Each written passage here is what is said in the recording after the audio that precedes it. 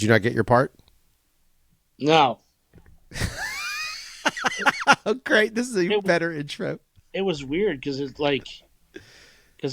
it froze.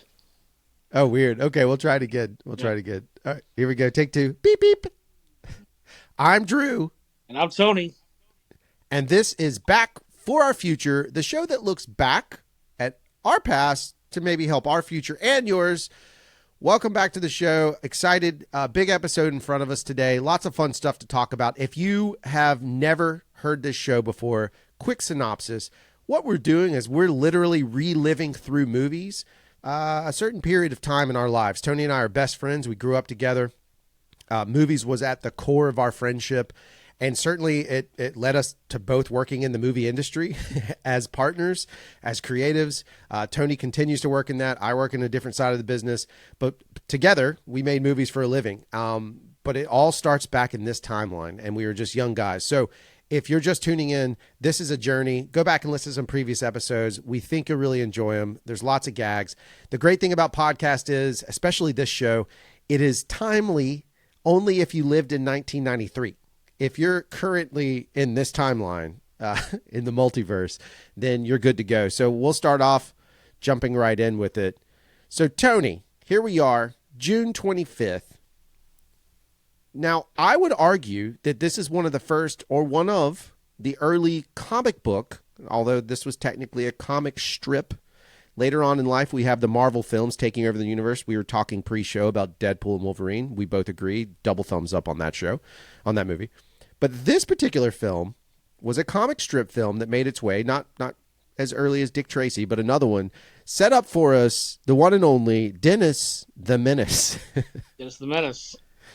Yeah, I mean, listen, this was, you're right. It was just kind of early on in the lexicon of comic strips into movies, and also even a little bit TV shows made into movies as well, because it was obviously a hit TV show back in the day, a long time ago, probably older than most of our listeners.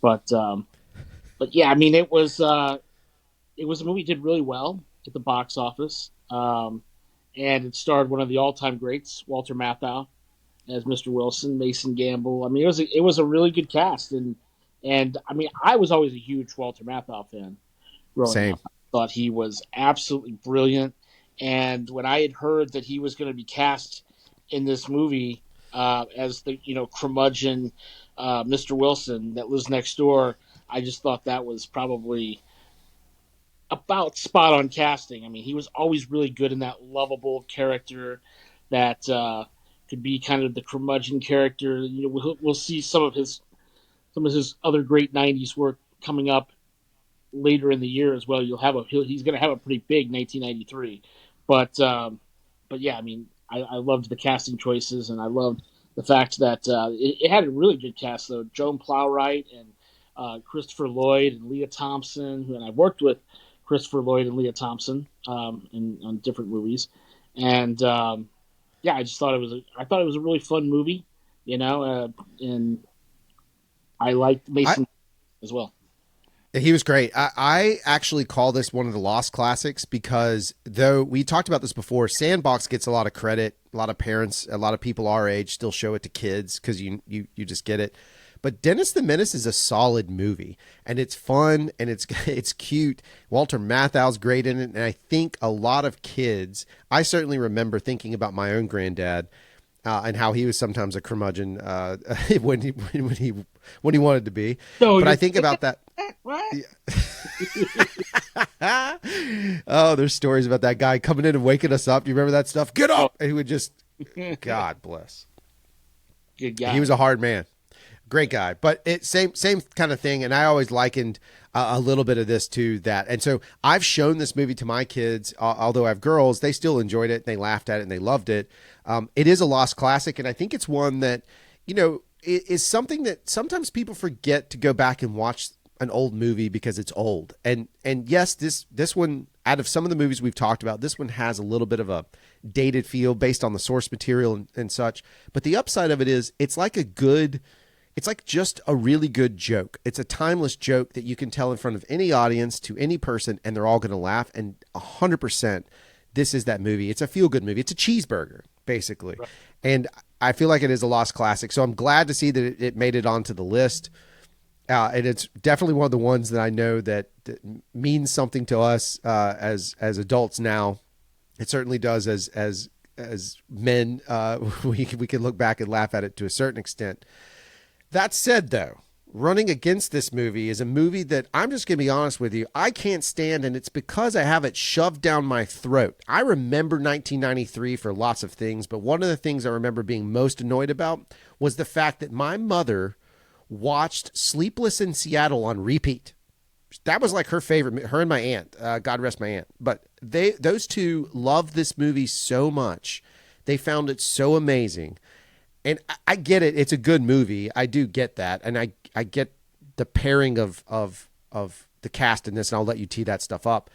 But my God, dude, I got so tired of talking about Sleepless in Seattle. Or anytime my mom was watching the movie, it seemed like it was Sleepless in Seattle. So do you want to go ahead and tee up who is this mega cast in this movie that is now obviously one of the greatest on-screen relationships in history? Well, first of all, I remember being at the beach house. Yeah. And this movie getting played there at one point in time. So yep, it was definitely on repeat. I remember your mom talking about it quite a lot at the time. So, I mean, listen, Tom Hanks is a legend. He's not an actor. He's not some guy making movies. He's a screen icon. Yep. You know? And at the time, I mean, we're talking about 1993, and he's pretty much mostly comedy at this point. He's going to branch out into more dramatic stuff in this year, but it's going to be later, and he's going to win an Oscar for it and everything. But I mean, he's an icon, and he's really great in these romantic comedies, and of course, Meg Ryan at the time. And I mean, people that are around now, they don't see Meg Ryan that much anymore. But she was a romantic comedy goddess. I mean, an absolute goddess in these films. I mean, she was the best and had so many hits, especially in the romantic comedy world, and kind of disappeared from them for numerous reasons. We won't always get into all that, but yeah, I mean, it's just a tremendous cast, and you got Rita Wilson, of course, who is Tom Hanks' real life wife, and Bill Pullman and Victor Garber and Carrie Lowell and David Hyde Pierce. I mean, the cast is just loaded with people that were pretty big back then. So I mean, it's I I didn't get it force fed down my throat like you did. So I actually do really like the movie. Of course, I was always big into romantic comedies, especially back then. It was pretty much one of my favorite genres. But this is a good one, man. I mean, it's Sleepless in Seattle. We're not talking about an obscure movie. As a matter of fact, I wanted to bring that up this week. Most of my this list is not. There's no obscure films on this list this week. No, it's straightforward. This is the most straightforward. Yeah. I kind of get a little flack from you every once in a while, but that's not the case this week. This is a huge movie. Yeah, it's interesting because why do you think that pairing works so well? Because obviously, if I'm not mistaken, this is for Meg Ryan. This is post the Billy Crystal movie, right? Yeah. Harry Met Sally. Harry Met Sally. Thank you. Which is now I go back and watch that being a married man, and that movie just means a lot more to me than I ever thought it would. It's like Up. If I think about it too long, I can get tears of joy, so to speak. But why do you think Meg Ryan and Tom Hanks? What do you think it is about their chemistry that works? Because obviously, several years from now, in '93, whenever this next one, we get You've Got Mail, right? And they've been able to source this 2 different movies, not sequels, but basically character sequels to some extent. And this one focuses on something very interesting, which I think the mechanics of the movie are what make it work. because the mechanic behind it, if I'm not mistaken, going off memory, is that it's talk show, right? And so we don't have that environment is not as popular as it once was. It's still there. We call them podcasts now. We're on one, but they were talk show elements, and that mechanic was really an interesting idea to set the gap between them. Do you think that the script mechanic made the chemistry work? Do you think it's just the actors making it work? What do you think goes on there? Because this is just one of the best on-screen casts you'll ever see. The relationship is unbelievable. It's funny because they don't share screen time until the end of the movie. Right. At all. so it's they're pretty much living separate lives throughout this entire film until the very end. So that's what's kind of funny. And these two you got to remember, these two also worked together on Joe versus the Volcano. Little known, more obscure, definitely not as big as Sleepless in Seattle, and You've Got Mail, of course. But yeah, I mean these two already had a nice chemistry on a movie that was good and did fairly well. So it was kind of one of those things. I mean, I think that's one of the reasons why they got paired here as well. And Tom Hanks is always great with everybody that he deals with. I mean, I don't know of anybody that he has worked with that I would be like, no, he didn't have any good chemistry with that person whatsoever. I mean, that's why he's an icon, and that's why everyone loves him. But I mean, yeah, the cast is amazing. But I think the script, and the direction by Nora Ephron, and I think Nora Ephron was really good. Was a really great writer.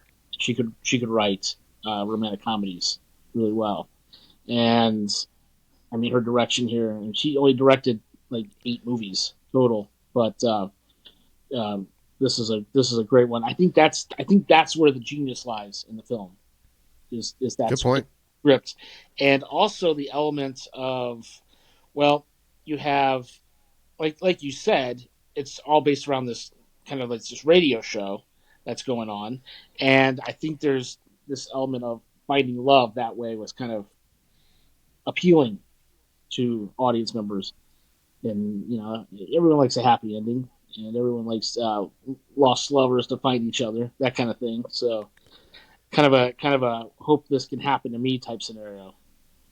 Yeah, and yet again, another good for the most part. It's a PG. It's PG, right? Isn't that right? 13. Yeah. 13. Yeah, but again, another like relatively safe movie down the pipeline. And I think that's the stuff that's amazing to me is that like very simple concept using a mechanic that now would feel very disconnected from a lot of people's worlds, but in reality it's no different than, again, a podcast element, or it's just not, the world is different, right? We have Tinder and all that kind of stuff now that just completely destroys the idea of this film. But back then it's the fact, and it was encouraging a relationship to be built off of like conversation, like building up a conversation over the course of time, like a real deep side of things.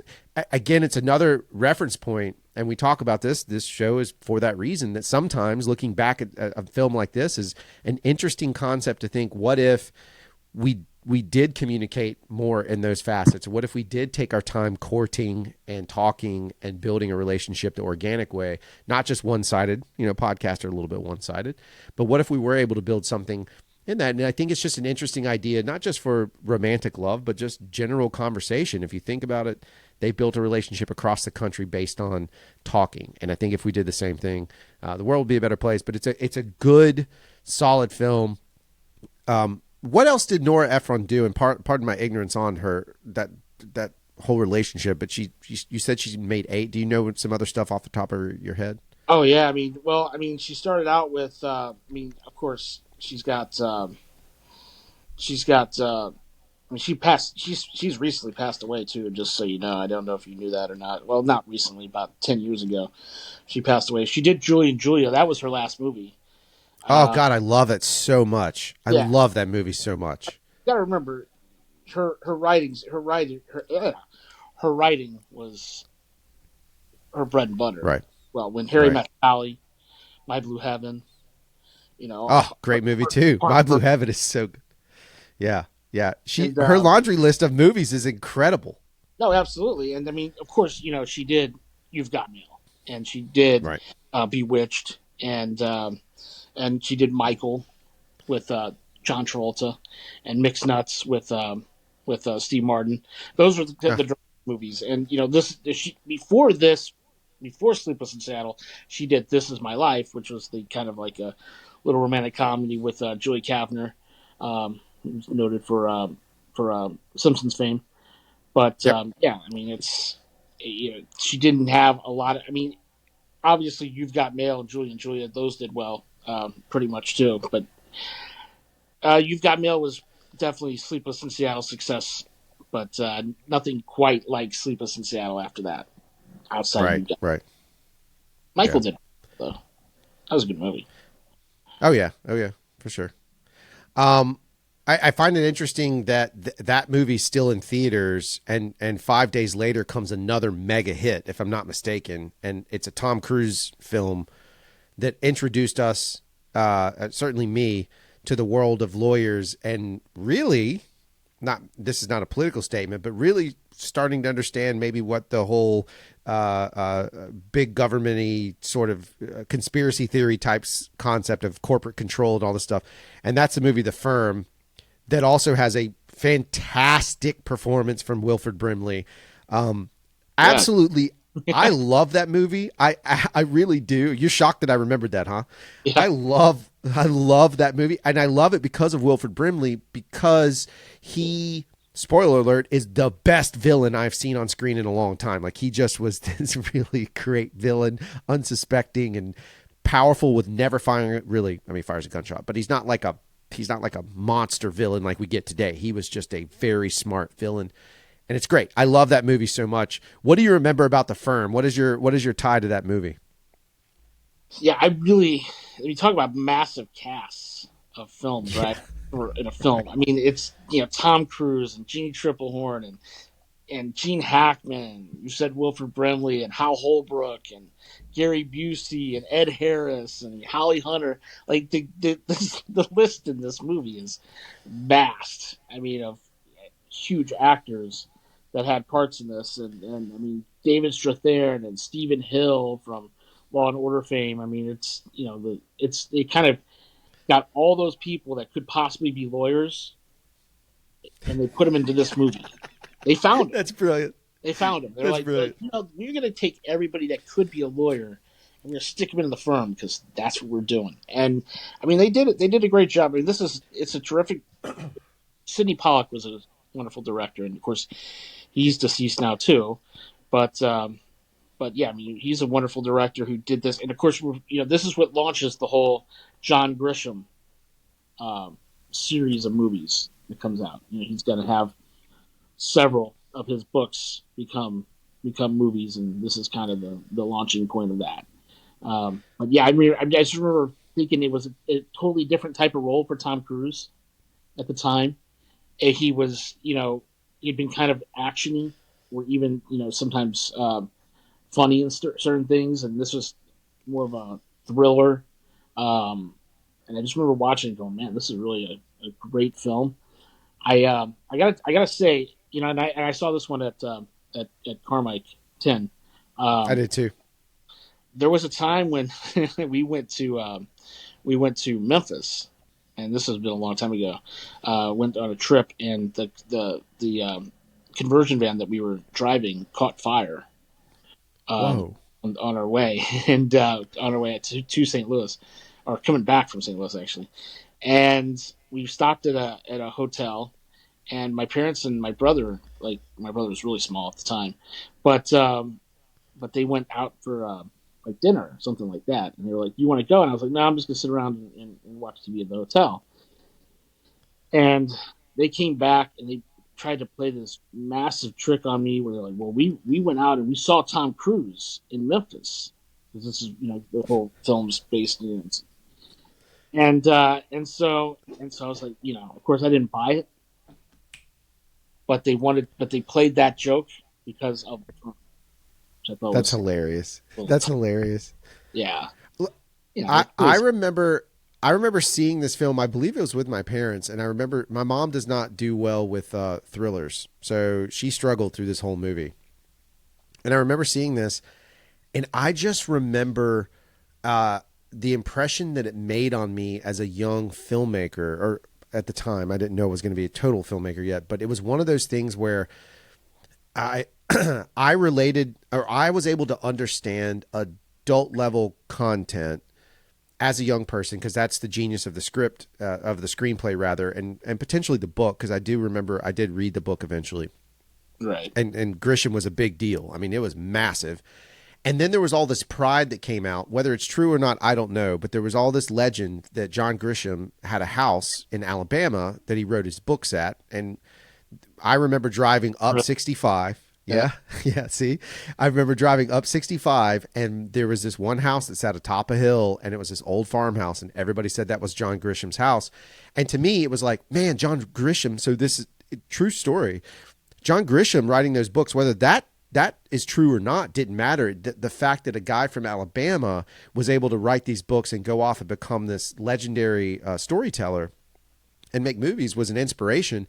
And further, the idea of thrillers, this is one of the times where thriller elements like this, complex thrillers, really influenced me. Maybe too much, because if anything, as I suffer as a director, you can attest to this. Sometimes my thriller writing gets a little too convoluted, and I think it's because I wanted to be John Grisham in some ways. But it was a movie that stands out, and still, if you watch it now, it is not hard to take what that movie is about and apply it to a modern world very easily, very little effort, and I think that's the testament to why it did so well in the box office. It also just stands the test of time to a certain extent.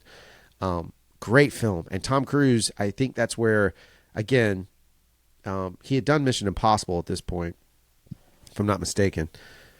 But he had done the first one, right? That came out in 92, 90, somewhere in there? No, not yet. Oh, he hadn't done Mission Impossible yet. Oh, even better. So then this cues up him for me being excited to see him in an action movie like Mission Impossible, because I'd see... Anyway, long story short, great film. Absolutely adore it. If you haven't seen it, obviously you're missing out. But it is worth saying that I wouldn't read the book before seeing it. I think you should just watch the movie, and if you enjoy it, go back and read the book. This is one of those reverse scenarios where we talked a little bit about it last week with Jurassic Park. There's major differences in Crichton's book versus the screenplay. In this one, I would suggest that the differences are stronger in the book, stronger in the film version. It plays better visually than it did from a reading standpoint. But again, great movie, worth seeing all together. Go ahead. No, I'm done.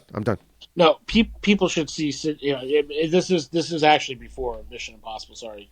Okay, great. Iterate that, because that actually happens in 1996, the first one, which we have a great story for when we get to that.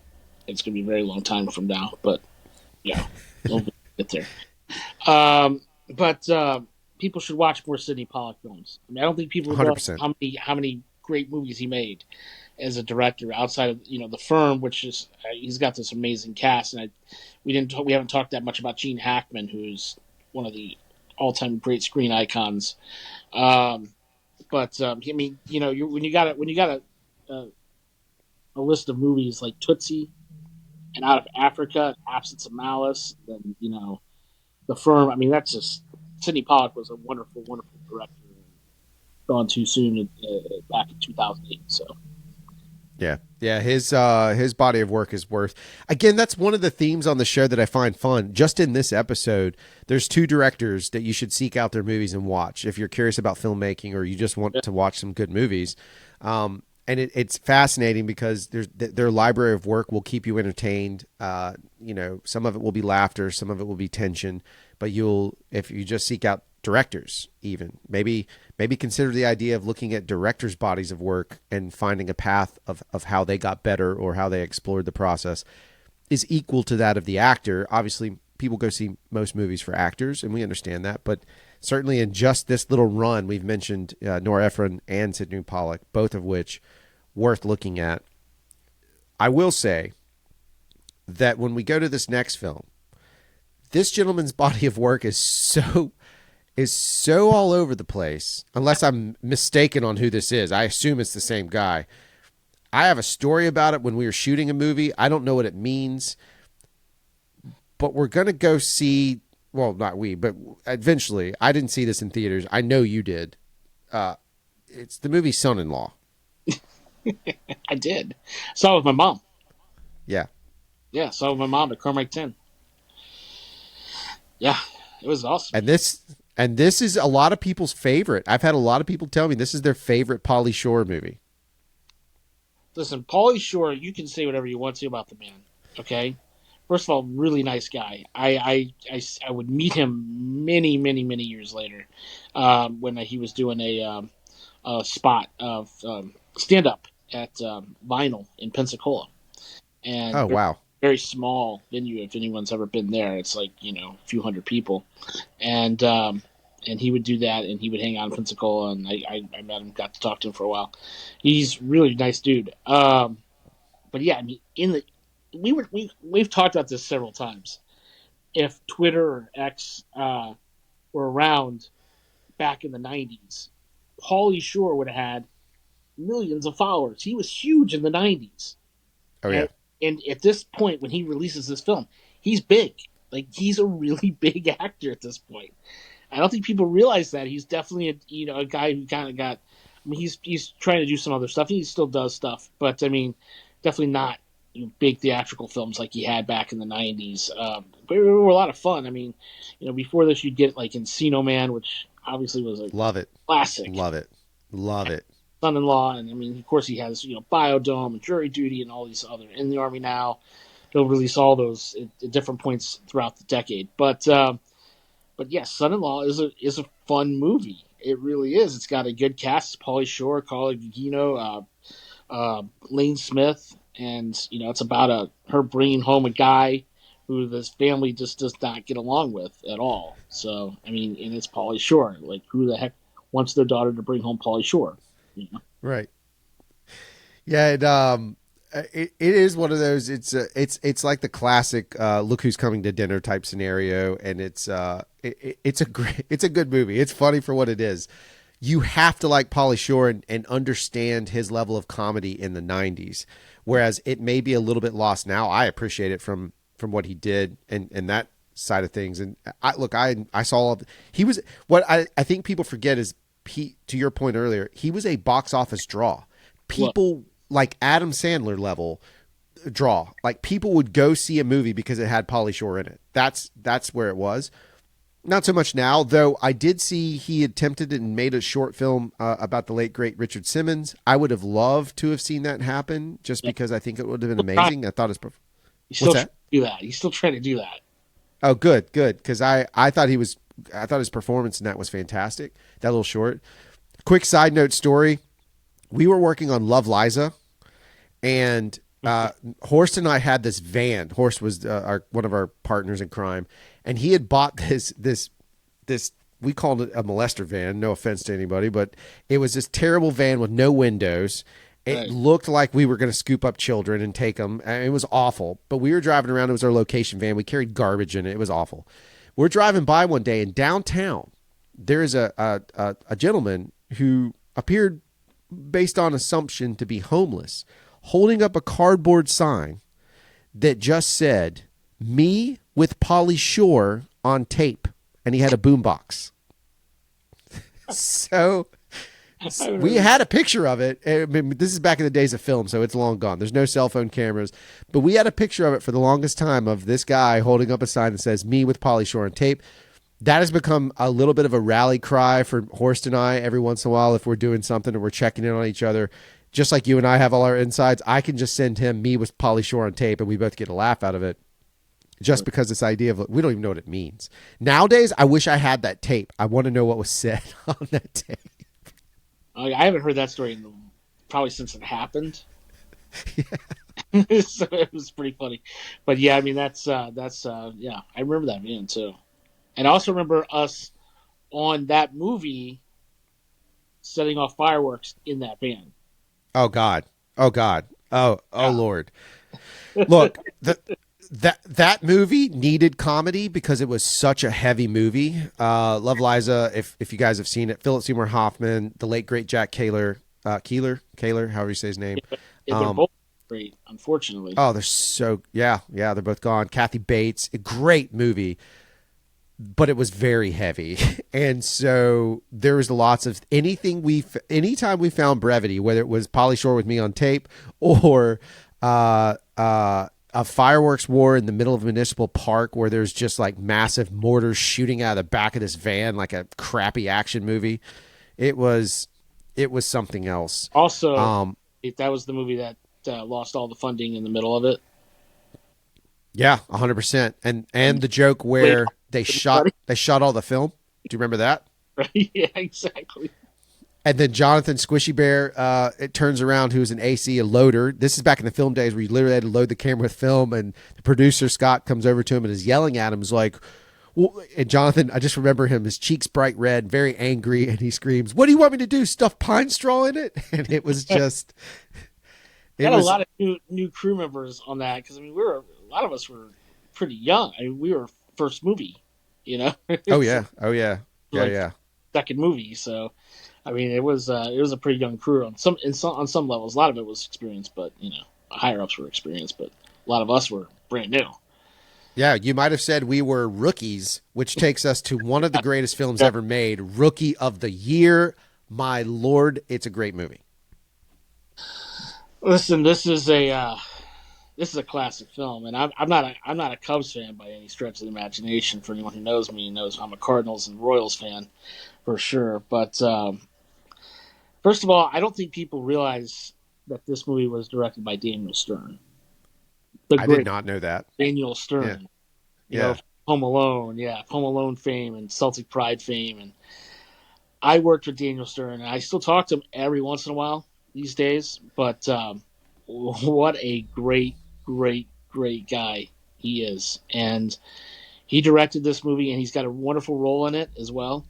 And of course, it's got a tremendous cast as well with Thomas Ian Nicholas and from American Pie, and Gary Busey, of course, who's wonderful in it and kind of toned down. He's more of a toned down Gary Busey. Nowadays he's pretty crazy, but this was back when he was still pretty toned down. But yeah, it's a really, really fun movie, and I saw it a few times in theaters. It's like I played Little League Baseball, and so this story for me is just magical, and I just loved it so much, and I still do, really like this film. I wish it would have been about the Cardinals or the Royals, but they got the Cubs. That's okay, and I enjoyed it so much, and I've got a poster signed by a few of these guys over the years as well. I worked with Neil Flynn. Yeah, we sure did. And we worked with Neil Flynn, and I did a work movie with him afterwards as well. But and then I worked with Bruce Altman, who plays the stepdad. Yep. Who's wonderful as well. And yeah, I mean this is to me embodies the '90s. And I told Daniel, I've told Daniel that on several occasions how much I love this film. Wish he had directed more films, to be real honest with you. I thought he was really good, and really good director, and obviously he's a wonderful actor. He's a wonderful actor, and City Slickers and all these great films that he's done over the years.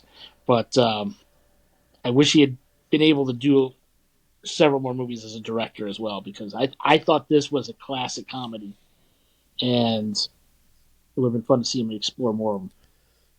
It's interesting too because again, part of the conversation is tying.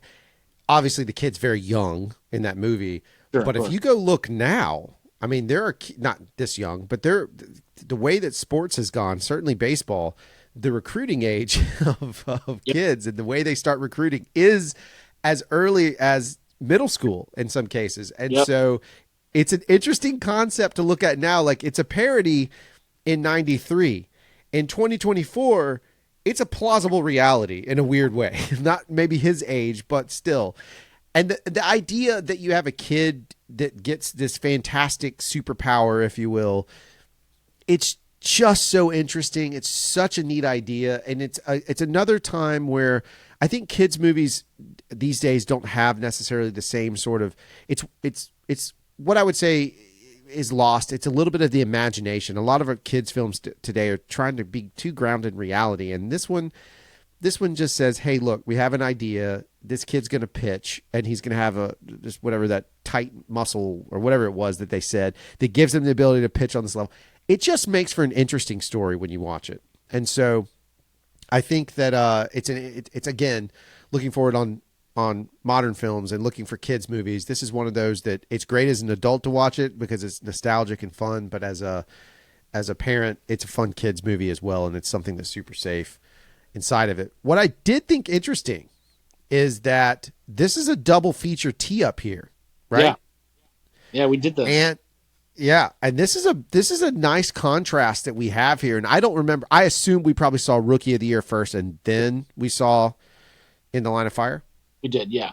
I had seen Rookie of the Year previous to the double feature, and you had wanted to see it. And so it was one of those types of things where I went back and saw it again with you. And then we saw In the Line of Fire, which I had seen before as well. And then we saw that one as well, right after that. Also, great double feature, Rookie of the Year, In the Line of Fire, and yeah, I mean, In the Line of Fire. Oh boy, maybe Clint Eastwood's best film. Maybe. I love it. Maybe. I love it. I would say it's up there, and I know it's unpopular every time I mention this to a lot of people, but The Rookie is amazing. Oh, dude, the pinky, the ones with the pinky. Oh my God, I know that movie so well. That's some of the best dialogue. It's just a wonderful film, and listen, I mean, Eastwood's westerns aside, I'm talking about more modern Eastwood and his '90s stuff and '80s and stuff like that. In the Line of Fire, to me, I mean, this movie, I mean, John Malkovich had been obviously a good actor before that, Dangerous Liaisons and Of Mice and Men, stuff like that. I mean, he's a tremendous actor. I was legit scared of his villain in this film, which I thought he was just magnificent. Magnificent. I remember when this movie came out, and everybody kept saying the same thing about it. John Malkovich is absolutely brilliant in this film. And Eastwood's great in a contrasting role. And I absolutely love this film. I've watched it quite a few times over the years, and I still do. And it just gets me every time. It was definitely the introduction to for me to John Malkovich. I mean, I knew who Clint Eastwood was because I think in this time frame, every young male has seen. You knew who he was. I mean, Dirty Harry alone, like you knew who he was. But I did not know John Malkovich on this level, and he is so good as a villain in this film. I really believe this, and I think it was a big film for him in the sense of like it really brought him into a lot of people's minds forefront that would lead him into it. Yeah, I mean, I thought it definitely made him more of a mainstream guy. 100%. I will say this. I would say now that movie, in light of this year, is a completely different experience if you watch it based on things that have happened. It is about a Secret Service agent. It is about assassination attempts. It is, you look at it. Yeah, you look. Watch it. Watch it now. Yeah. It's gonna hit a little bit different. If we were talking about this, hell, 6 months ago, we'd be like, yeah, it's a great movie. You should watch it. But now you watch this movie, and as the kids say, it hits different. It's going to hit way different, a lot different. Oh, I'm sure. Yeah, especially since there's so many theories about what's going on in real life. Oh, yeah. Oh, my God, yeah. Yeah, so, I mean, this goes into all that. I mean, this is about Secret Service, and, I mean, Clint Eastwood is very much playing that role. So, yeah, I mean, it's amazing. But the cast is just to die for, man. I mean, we've had one of the themes that's run through all the movies today, and I was thinking about this, was they've had beautiful lead actresses in all these films, Right. like Meg Ryan. I mean, you got to remember we are perverted teenagers at this time, and and we've had Meg Ryan, of course, and we've had Jeannie Triplehorn, who I absolutely loved in The Firm, and of course she was in Basic Instinct as well. I'm just put that out there. And Rene Russo is in this movie, and Tiffany Amber Thiessen and Carla Gugino are in Son-in-Law, Yep. and obviously everybody loved Tiffany Amber Thiessen in the '90s. So yeah, I mean, and you just a great cast, man. Dylan McDermott, Gary Cole, Fred Thompson, John Mahoney.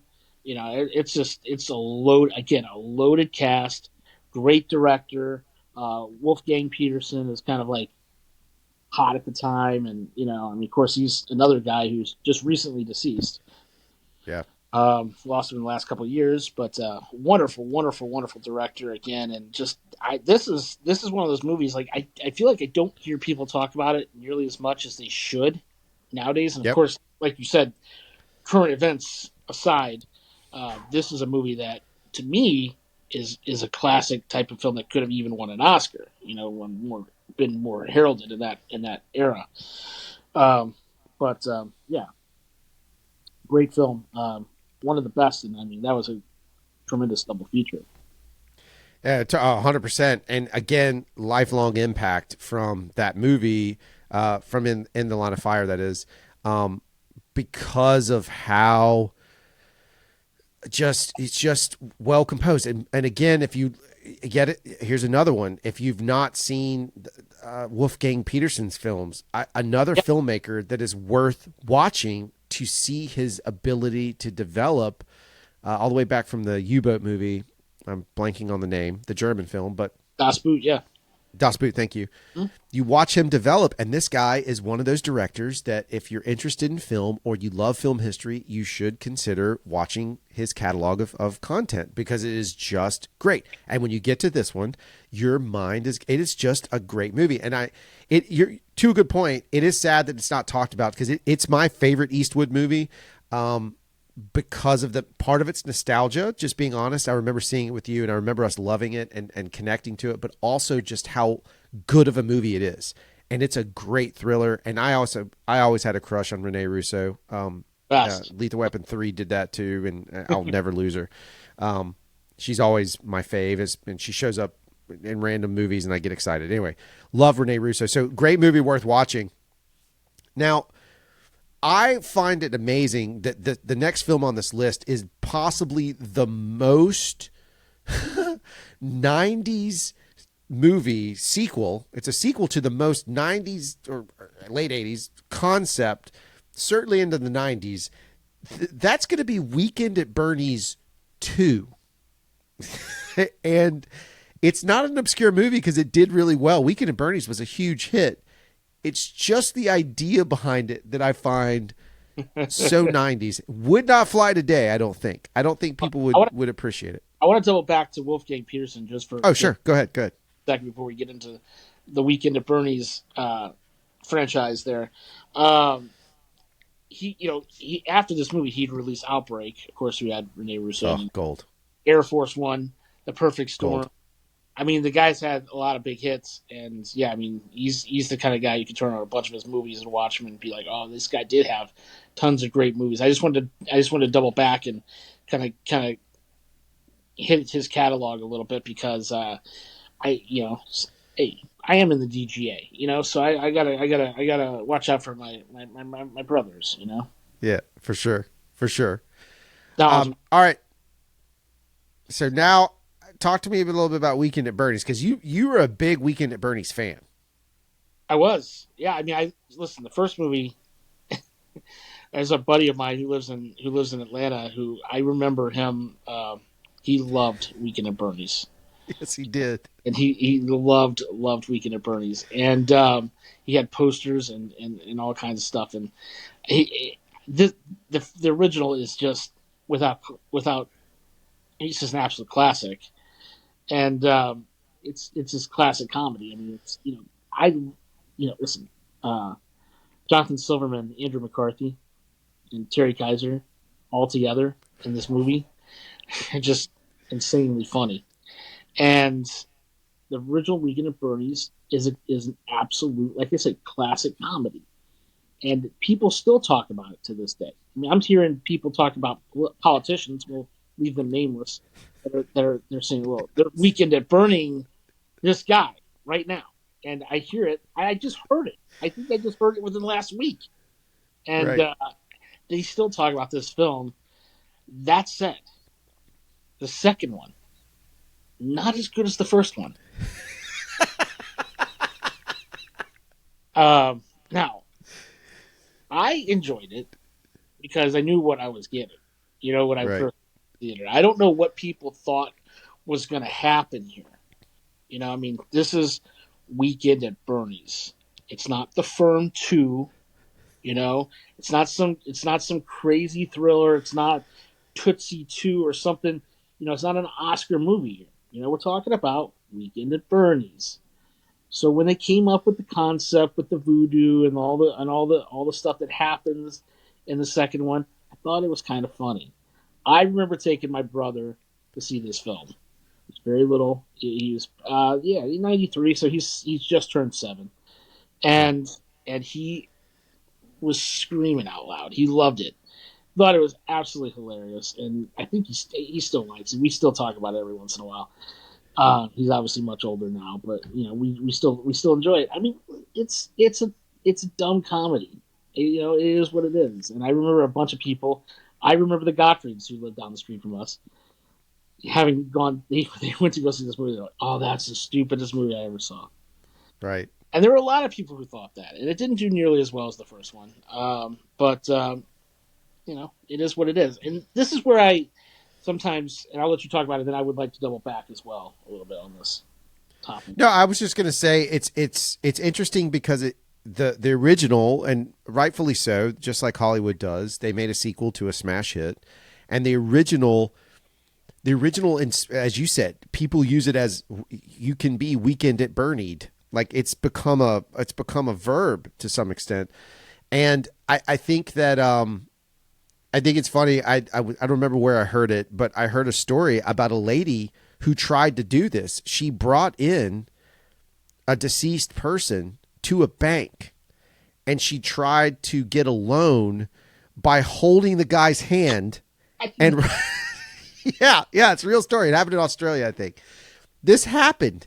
And so it's funny that movie as a joke inspired a crime that became a real thing, and arguably a crime that may be the sequel to Weekend at Bernie's.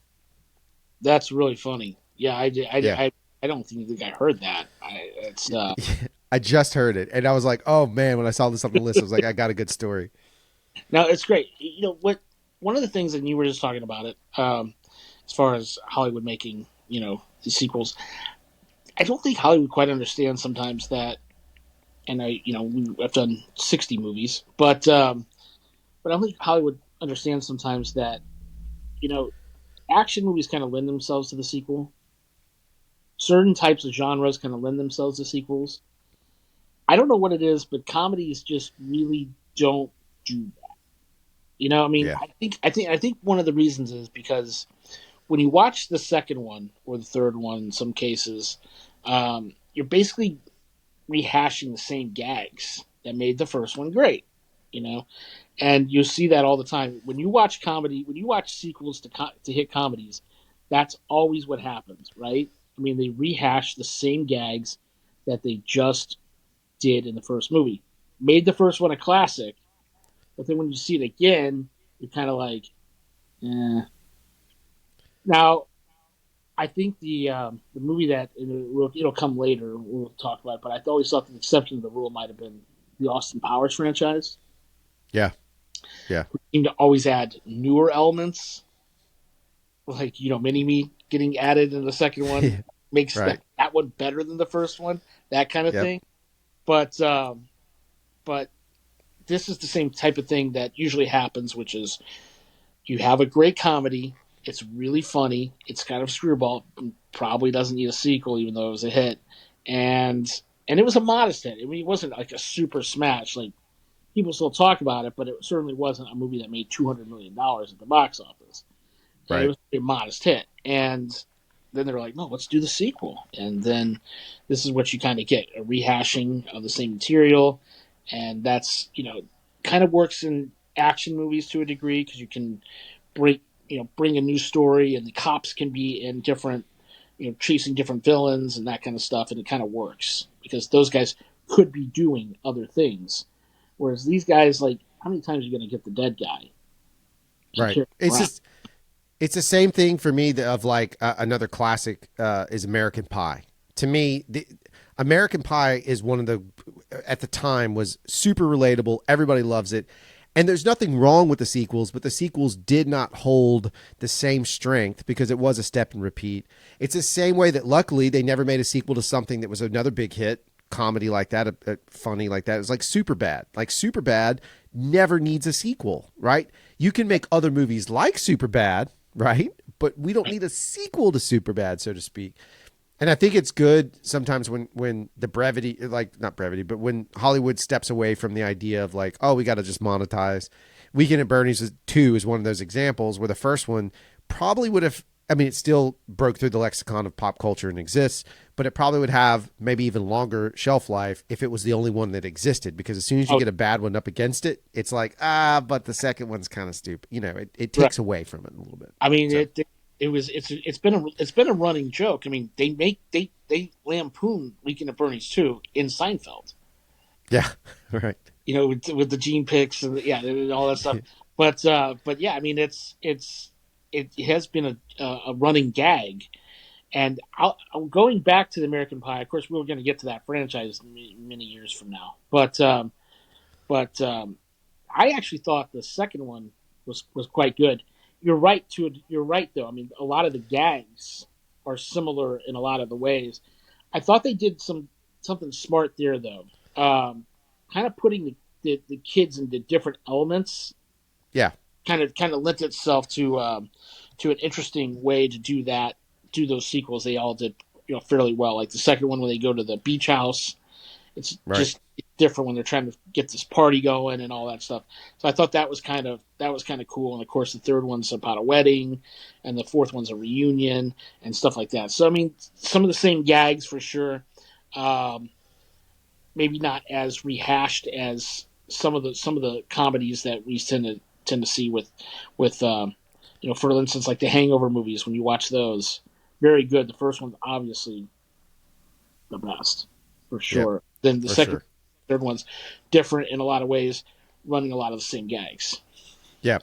And it's a really great point that I've actually, until this conversation, have not really analyzed on the comedy side. And you're 100% right about it. The exception, which you brought up, being Austin Powers, because I happen to believe, like you, that the second one is probably the best Mike Myers movie, except for one. Except for one. Well, we'll Uh, get to that in a couple episodes. yeah, that's right. But is probably the best Mike Myers movie. It's a great idea. I also just like the idea that sometimes a film, anytime a sequel comes out and it's good, that's great, because that means the filmmakers, the writers, everybody involved really pushed hard. Especially if it's better, if it transcends the first one. That's ultra rare. But or if it's an ongoing story, that's not a sequel to me. But in the case of like comedies and even some action movies, like we don't need a The Rookie 2. We just needed The Rookie, right? Exactly. And some of those movies you don't necessarily need a sequel to because, again, it's just going to play that gag up, like you said. And I'd rather just have one fond memory of it so I can celebrate that one and then find something else. So good point on that side of things for sure. Awesome. So that's covering the movies. I just wanted to take a couple moments, just say a few things, and then some other stuff going on. But I just want to say, listen, we're very grateful for everyone that listens to the show. We have had tremendous feedback. If you're new, again, thank you for hanging out. Go back to the library, and listen to the variety of shows that we have. There's a ton of stuff there. It's good. We have a very robust catalog of beautiful stuff. By the way, as always, yeah, go ahead. interfere just for a second. Sure. This is episode number 10 right now. Oh, there we are. We did it. 10 episodes. Done it. It's 10 episodes. So go back and listen. 10. To 10. 10. That movie gets to be important later on too. So, yeah, if you have a chance, go back and check out the catalog. Obviously, we've developed a amazing fan base, and that fan base it started out as friends. People helping us share the word, but it's grown organically and it's grown. But I would like to say, sadly, we did lose a friend of the show, somebody that Tony was very close to, that was a fan of the show. And we just wanted to take a couple minutes to let Tony just mention and talk about it. So I'm going to hand it over to you, Tony, if you want to just share a little bit about one of our friends that passed away. Yeah, absolutely. So I was born in Kansas City, Missouri, back in 1976, and my my family, I knew this man my entire life. Literally, he was the father of a friend of mine, and we would. My parents were very close to this man and his wife, and she had passed away back in like 2003. But we've been very close to them, forever, my entire life, like I said, and I think they knew him for a couple of years before I was ever born. So, and he passed away a couple days ago at his home, and running with he had an accident, but he was an avid listener of this show and loved it, and would constantly send me messages about it, almost to annoyance a couple times. only only because he was a wonderful guy, and his name was Tom Wedbush. And I want to take a few minutes to talk about some stuff here, because he was him and I shared this love of Kansas City Royals and Cardinal baseball. And like I said, and he was a huge Kansas City Chiefs fan as well, and he was a big sports fan. And my parents didn't really lose touch with him, but he was more at the time. He was really more my parents' friend for a very long time, and I, had known his daughters and sons and stuff like that.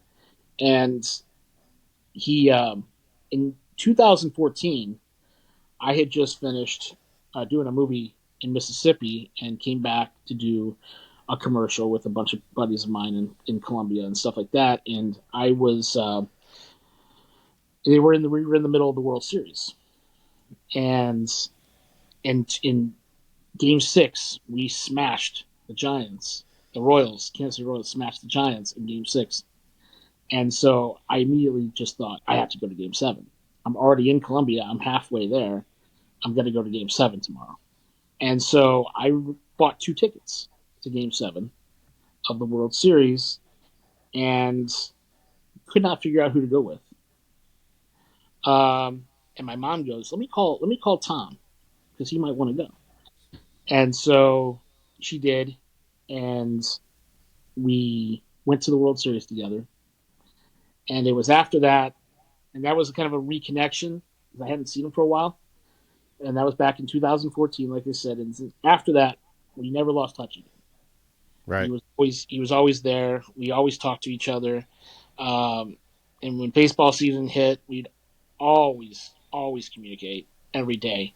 And I had talked to him a couple days ago as well. But one of the things that he wanted me to do originally on this show, and when it first started hitting the first couple episodes, was I started getting messages from him about wanting to go back to older movies and talk about them. And I kept trying to explain this to him. I said, Tom, you realize that the other guy who does this podcast, I said, I've known him since 1989. I said, so we're doing movies that are like, that are inside of our friendship. I said, we're not going back to the 60s and 70s to do reviews on other movies. He goes, no, I understand that. I completely understand that. But he goes, you should still talk about those movies because they influence these other films. He's right. He's 100% correct. We just don't have the time to do it.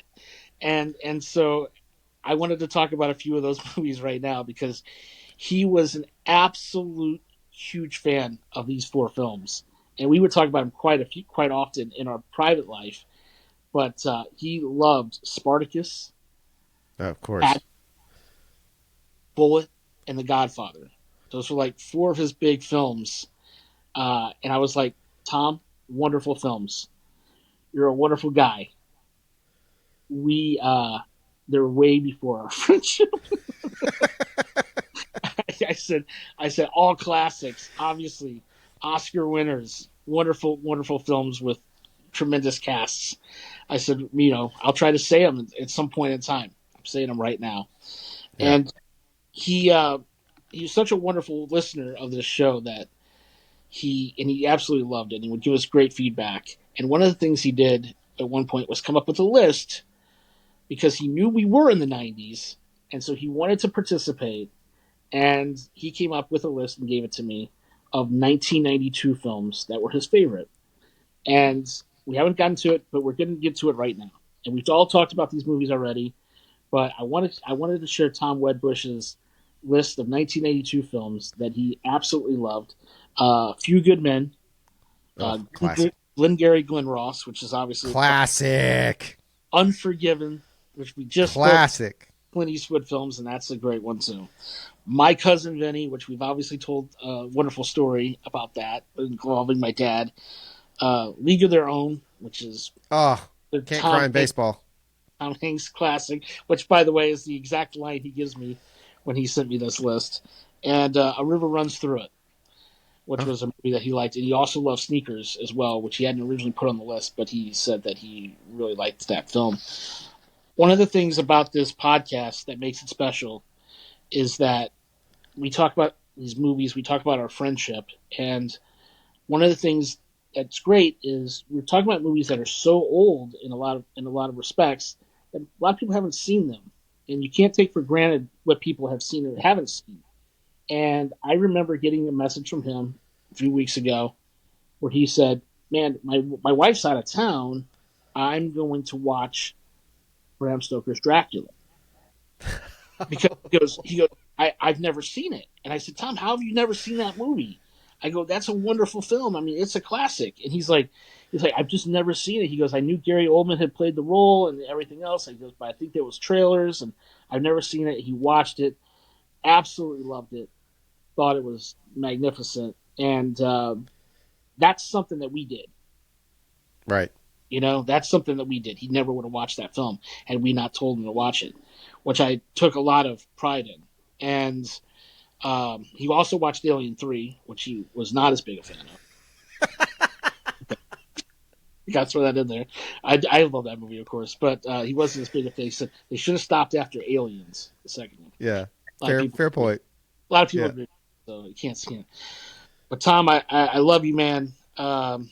And I'll see you sometime down the road. And you're a wonderful friend. The Royals are going to kick butt this year, and we're going to do it for you. And yeah. Well, there you go. Yeah. I'm going to let that be what we say as a sign off. And so, again, thank you for listening. Tom, thank you for everything. And we'll see you guys on the other side.